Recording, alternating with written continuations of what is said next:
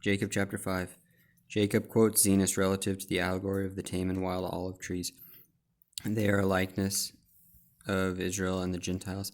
The scattering and gathering of Israel are prefigured. Allusions are made to the Nephites and the Lamanites and all the house of Israel. Gentiles shall be grafted in to Israel. Eventually the vineyard shall be burned. Behold, my brethren, do ye not remember to have read the words of the prophet Zenos, which he spake unto the house of Israel, saying, Hearken, O ye house of Israel, and hear the words of me, a prophet of the Lord. For behold, thus saith the Lord, I will liken thee, O house of Israel, like unto a tame olive tree, which a man took and nourished in his vineyard, and it grew and waxed old, and began to decay. And it came to pass that the master of the vineyard went forth and saw that his olive tree began to decay, and he said, I will prune it and dig about it and nourish it, that perhaps it may shoot forth young and tender branches, and it perish not. And it came to pass that he pruned it and digged about it and nourished it according to his word. It came to pass that after many days it began to put forth somewhat a little young and tender branches, but behold, the main top thereof began to perish. And it came to pass that the master of the vineyard saw it, and he said unto his servant, It grieveth me that I should lose this tree. Wherefore go and pluck the branches from the wild olive tree, and bring them hither unto me, and we will pluck off those main branches which are beginning to wither away, and we will cast them into the fire, that they may be burned. And behold, said the Lord of the vineyard, I will take away many of these young and tender branches, and I will graft them whithersoever I will. And it mattereth not that if it so be that the root of this tree will perish, I will preserve the fruit thereof unto myself. Wherefore I will take these young and tender branches, and I will graft them whithersoever I will. Take thou the branches of the wild olive tree, and graft them in the stead thereof, and these which I have plucked off I will cast into the fire and burn them, that they may not cumber the ground of my vineyard. And it came to pass that the servant of the Lord of the vineyard did according to the word of the Lord of the vineyard, and grafted in the branches of the wild olive tree. And the Lord of the vineyard caused that it should be digged about and pruned and nourished, saying unto his servant, It grieveth me that I should lose this tree. Wherefore, that perhaps I might preserve the roots thereof, that they perish not, that I might preserve them unto myself, I have done this thing. Wherefore go thy way, watch the tree, and nourish it according to my words. And these will I place in the nethermost part of my vineyard, whithersoever I will, it mattereth not unto me. And I do it that I may preserve unto myself the natural branches of the tree, and also that I may lay up fruit thereof against the season unto myself. For it grieveth me that I should lose this tree and the fruit thereof. And it came to pass that the Lord of the vineyard went his way, and hid the natural branches of the tame olive tree in the nethermost parts of the vineyard, some in one and some in another, according to his will and pleasure. And it came to pass that a long time passed away, and the Lord of the vineyard said unto his servant, Come, let us go down into the vineyard, that we may labor in the vineyard. And it came to pass that the Lord of the vineyard and also the servant went down into the vineyard to labor. And it came to pass that the servant said unto his master, Behold, look here, behold the tree. And it came to pass that the Lord of the vineyard looked, and beheld the tree in the which the wild olive branches had been grafted, and it had begun to sprung forth and begun to bear fruit. And he beheld that it was good, and the fruit thereof was like unto the natural fruit. And he said unto the servant, Behold, the branches of the wild tree have taken hold of the moisture of the root thereof, that the root thereof hath brought forth much strength. And because of the much strength of the root thereof, the wild branches have brought forth tame fruit. Now, if we had not grafted in these branches, the tree thereof would have perished. And now, behold, I shall lay up much fruit, which the tree thereof hath brought forth, and the fruit thereof I will lay up against the season unto mine own self. And it came to pass that the Lord of the vineyard said unto the servant, Come, Let us go to the nethermost part of the vineyard, and behold, if the natural branches of the tree have not brought forth much fruit also, that I may lay up of the fruit thereof against the season unto mine own self. And it came to pass that they went forth whither the master had hid the natural branches of the tree. And he said unto the servant, Behold these. And he beheld the first that it had brought forth much fruit. And he beheld also that it was good. And he said unto the servant, Take of the fruit thereof, and lay it up against the season, that I may preserve it unto mine own self. For behold, said he, this long time I have nourished it, and it hath brought forth much fruit. And it came to pass that the servant said unto his master, How comest thou hither to plant this tree, or the branch of this tree? For behold, it was the poorest spot in all the land of thy vineyard. And the Lord of the vineyard said unto him, Counsel me not. I knew that it was a poor spot of ground. Wherefore I said unto thee, I have nourished it this long time, and thou beholdest that it hath brought forth much fruit. And it came to pass that the Lord of the vineyard said unto his servant, Look hither, behold, I have planted another branch of the tree also, and thou knowest that this spot of ground was poorer than the first. But behold, the tree, I have nourished it this long time, and it hath brought forth much fruit thereof. Gather it and lay it up against the season, that I may preserve it unto mine own self. And it came to pass that the Lord of the vineyard said again unto his servant, Look hither, and behold another branch also, which I have planted. Behold, that I have nourished it also, and it hath brought forth fruit. And he said unto the servant, Look hither, and behold the last. Behold, this have I planted in a good spot of ground, and I have nourished it this long time, and only a part of the tree hath brought forth tame fruit, and the other part of the tree hath brought forth wild fruit. Behold, I have nourished this tree like unto the others. And it came to pass that the Lord of the vineyard said unto the servant, Pluck off the branches that have not brought forth good fruit, and cast them into the fire. But behold, the servant said unto him, Let us prune it, and dig about it, and nourish it a little longer, that perhaps it may bring forth good fruit unto thee, that thou canst lay it up against the season. And it came to pass that the Lord of the vineyard and the servant of the Lord of the vineyard did nourish it all the fruit of the vineyard. And it came to pass that a long time had passed away, and the Lord of the vineyard said unto his servant, Come, let us go down into the vineyard, that we may labor again in the vineyard. For behold, the time draweth near, and the end soon cometh. Wherefore I must lay up fruit against the season unto mine own self. And it came to pass that the Lord of the vineyard and the servant went down into the vineyard, and they came to the tree whose natural branches had been broken off, and the wild branches had been grafted in. And behold, all sorts of fruit did cumber the tree. And it came to pass that the Lord of the vineyard did taste of the fruit, every sort according to its number. And the Lord of the vineyard said, Behold, this long time have we nourished this tree, and I have laid up unto myself against the season much fruit. But behold, this time it hath brought forth much fruit, and there is none of it which is good.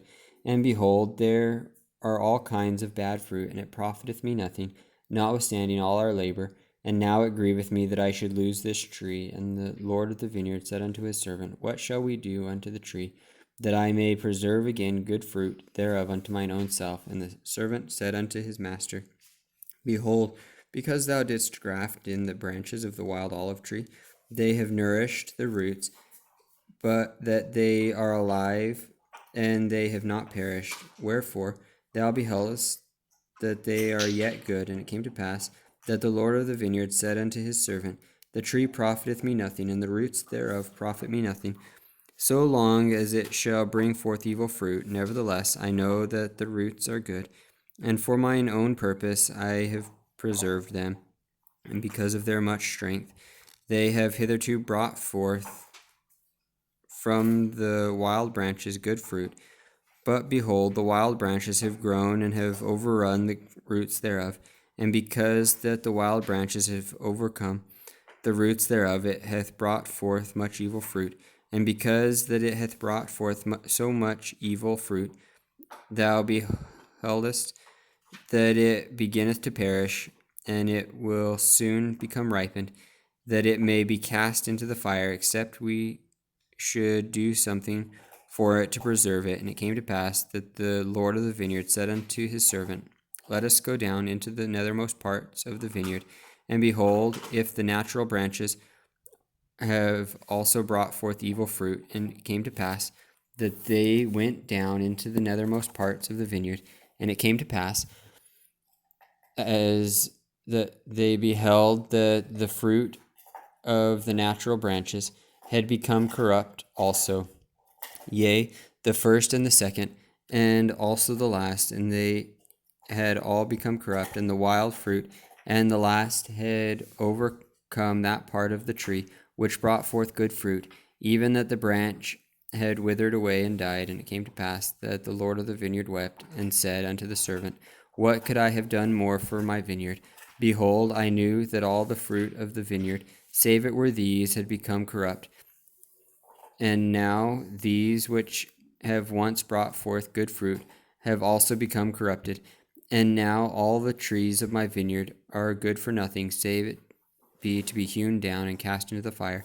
And behold, this last, whose branches hath withered away, I did plant in a good spot of ground, yea, even that which was choice unto me above all other parts of the land of my vineyard. And thou beheldest that I also cut down that which cumbered this spot of ground, that I might plant this tree in the stead thereof. And thou beheldest that a part thereof brought forth good fruit, and a part thereof brought forth wild fruit. And because I plucked not the branches thereof, and cast them into the fire, behold, they have overcome the good branch, that it hath withered away. And now behold, notwithstanding all the care which we have taken in my vineyard, the trees thereof have become corrupted, that they bring forth no good fruit. And these I have hoped to preserve, to have laid up fruit thereof against the season, unto mine own self. But behold, they have become like unto the wild olive tree, and they are of no worth, but to be hewn down and cast into the fire. And it grieveth me that I should lose them.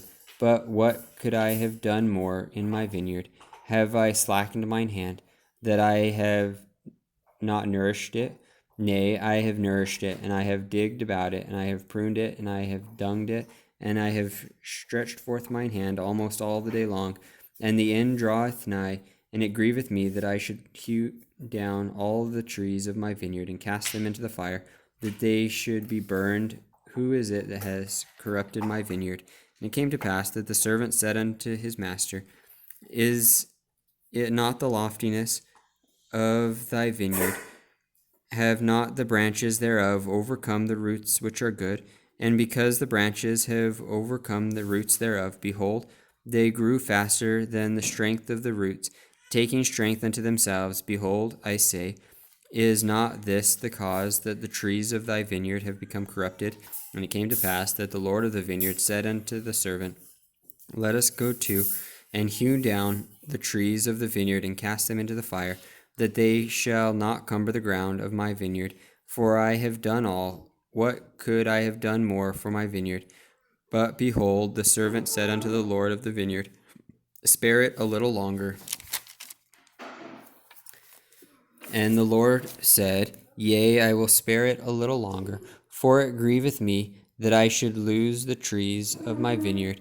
Wherefore, let us take of the branches of these which I have planted in the nethermost parts of my vineyard, and let us graft them into the tree from whence they came, and let us pluck from the tree those branches whose fruit is most bitter, and graft in the natural branches of the tree in the stead thereof. And this will I do, that the tree may not perish, that perhaps I may preserve unto myself the roots thereof for mine own purpose. And behold, the roots of the natural branches of the tree which I planted, whithersoever I would, are yet alive. Wherefore, that I may preserve them also and for mine own purpose, I will take of the branches of this tree, and I will graft them in unto them. Yea, I will graft in unto them the branches of their mother trees, that I may preserve the roots also unto mine own self.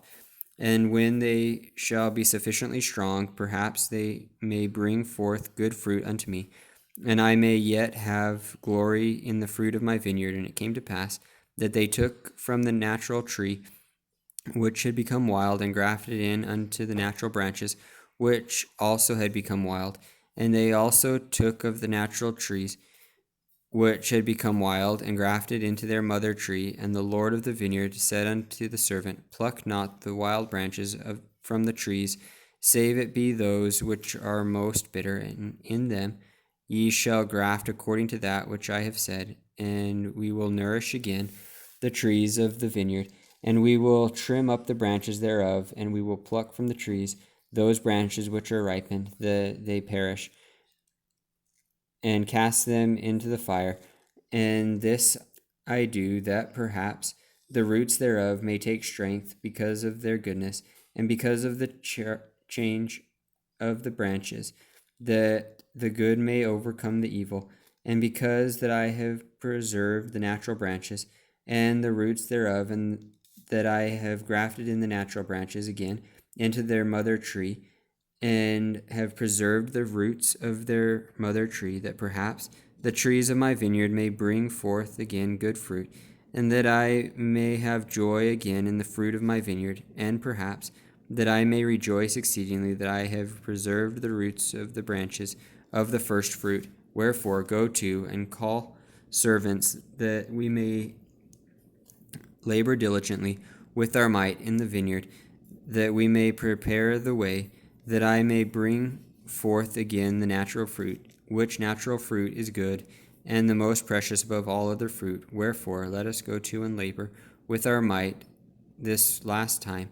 For behold, the end draweth nigh, and this is the last time that I shall prune my vineyard, graft in the branches, begin at the last, that they may be first, and that the first may be last, and dig about the trees, both old and young, the first and the last and the first, that all may be nourished at once again, for the last time. Wherefore dig about them, and prune them, and dung them one more time, for the last time, for the end draweth nigh.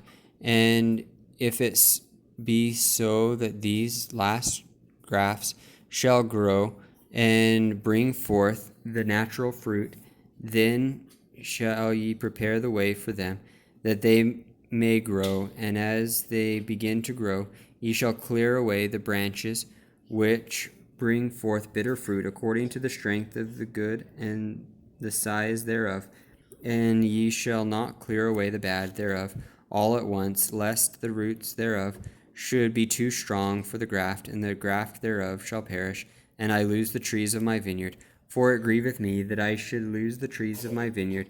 Wherefore ye shall clear away the bad according to the good which shall grow, that the root and the top may be equal in strength, until the good shall overcome the bad, and the bad be hewn down and cast into the fire, that they cumber not the ground of my vineyard. And thus will I sweep away the bad out of my vineyard, and the branches of the natural tree will I graft in again into the natural tree, and the branches of the natural tree will I graft into the natural branches of the tree, and thus will I bring them together again, that they shall bring forth the natural fruit, and they shall be one, and the bad shall be cast away, yea, even out of all the land of my vineyard. For behold, only this once will I prune my vineyard, and it shall come to pass that the Lord of the vineyard sent his servant, and the servant went and did as the Lord had commanded him, and brought other servants, and they were few. And the Lord of the vineyard said unto them, Go to and labor in the vineyard with your might, for behold, this is the last time that I shall nourish my vineyard. For the end is nigh at hand, and the season speedily cometh. And if ye labor with your might with me, ye shall have joy in the fruit which I shall lay up unto myself against the time which will soon come. And it came to pass that the servant did go and labor with their might, and the Lord of the vineyard labored also with them. And they did obey the commandments of the Lord of the vineyard in all things. And there began to be the natural fruit again in the vineyard. And the natural branches began to grow and thrive exceedingly, and the wild branches began to be plucked off and to be cast away, and they did keep the root and the top thereof equal, according to the strength thereof. And thus they labored with all diligence, according to the commandments of the Lord of the vineyard, even until the bad had been cast away out of the vineyard, and the Lord had preserved unto himself that the trees had become again the natural fruit, and they became like unto one body, and the fruits were equal. And the Lord of the vineyard had preserved unto himself the natural fruit, which was most precious unto him from the beginning. And it came to pass that when the Lord of the vineyard saw that his fruit was good, and that his vineyard was no more corrupt, he called up his servants and said unto them, Behold, this last time have we nourished my vineyard, and thou beholdest that I have done according to my will, and I have preserved the natural fruit, that it is good, even like as it was in the beginning. And blessed art thou, for because ye have been diligent in laboring with me in my vineyard, and have kept my commandments, and have brought again unto me the natural fruit, that my vineyard is no more corrupted, and the bad is cast away. Behold, ye shall have joy with me because of the fruit of my vineyard. For behold, for a long time will I lay up of the fruit of my vineyard unto mine own self against the season, which speedily cometh. And for the last time have I nourished my vineyard, and pruned it, and dug about it, and dunged it. Wherefore I will lay up unto mine own self of the fruit for a long time, according to that which I have spoken. And when the time cometh that evil fruit shall again come into my vineyard, then will I cause the good and the bad to be gathered, and the good will I preserve unto myself, and the bad will I cast away into its own place. And then cometh the season and the end, and my vineyard will I cause to be burned with fire.